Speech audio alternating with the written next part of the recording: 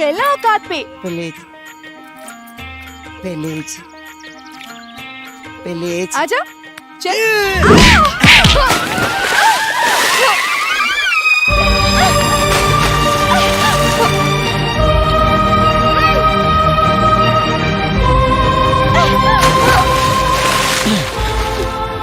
Madam कुकुरौची, दुनिया का हर आदमी के ये हंस रहा होला। ई माटी के देह माटिए में मिल जाला।